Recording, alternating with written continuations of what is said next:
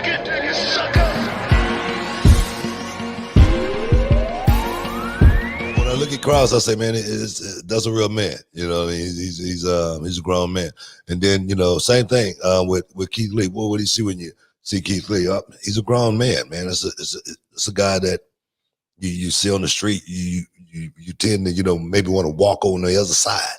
You know, you don't want to, you know, cross him and say something stupid to him because it's a certain look in his eye.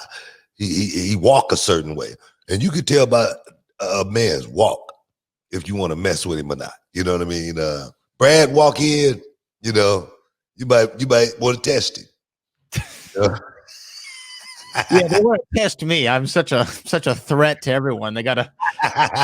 No, you walk. It's just you walk. He say, "I can take him." You know what I mean? It's like, I'm serious. You know what I mean?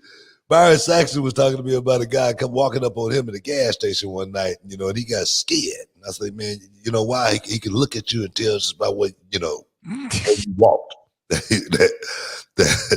that something could happen, you know what I mean? But no, Karrion, I'm serious. Karrion Kross, Keith Lee, two big guys, two bona fide heavyweights. They went out and had a heavyweight matchup. And there again, Karrion Kross showed his toughness, separating the shoulder early in the match, and then, you know, toughing that thing out and finishing it, you know, just because he knew exactly what was on the line. You know, when you know it's on the line, man, when you know it's a big deal, you willing to put yourself through it a little bit. You're willing to take a little bit more pain than normally you would, just because, man, I'm about to win. I'm winning the championship tonight. You know what? You know, I can fold a tent. I really can. I can fold a tent and say, man, I can't go, and, you know, boom, throw up the old X. You know, guys would have came down and, you know, took care of him. Keith Lee would have remained the champion. But there again, this is a moment for Kross, and he said, man, I cannot pass this moment up, man. I worked too hard to get here. Been in that position before myself. You know, my debut in the Global Wrestling Federation, came off the top rope with a knee drop, you know, and tore my MCL. I'm sorry, my PCL in the back of my knee, and went to the doctor. The doctor told me I needed to have reconstructive knee surgery. I said, oh, doc, I can't do it. I put a knee brace on. I was hurt for about 8 months, never had the surgery, and I ended up, you know, never taking a day off or anything like that, because I knew that was my moment. I knew if I passed up on that opportunity that night to, you know, get in the Global Wrestling Federation, my brother and I would have never, you know, took off. I really felt like that. And Kross being in a situation where, man, I'm winning the championship tonight. I know I'm winning, but I can't win if I can't finish. So I'm gonna push myself through whatever pain I'm in right now, get through this match, and become the new NXT champion. Give him a lot of credit for that, because he might be a better man than I, because I probably would have tapped. I probably would. So, doctor, come get me up out of here, man. I wonder, I'm serious. I wonder if I could have pushed through that pain of a separated shoulder and finished the match, and finished it in an impressive fashion.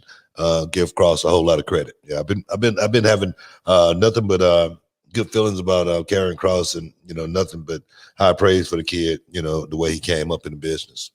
Yeah, I mean, he's a guy who came in he was Killer Kross in other promotions, and, you know, it was one of those guys. Again, we talked about it with Samoa Joe. We've talked about it with a couple guys where you hear their name before you ever see their work. He was one of those guys. And then I think it was the Double or Nothing show where we were out there in Vegas. We did our live show, and I actually met him and talked to him for a second. And then I was like, let me go see some of this guy's stuff. And I was like, oh, this isn't like your typical independent guy. This guy wrestles at like a main event style, you know, when he goes out there, but he can do all the athletic moves as well.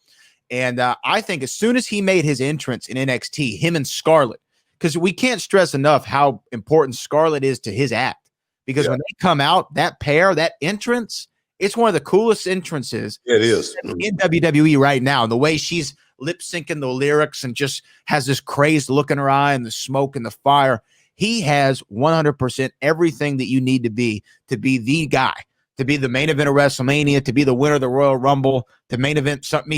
I see that all in him. He's the total. They together are the total package. And I think putting the championship on him was the right choice.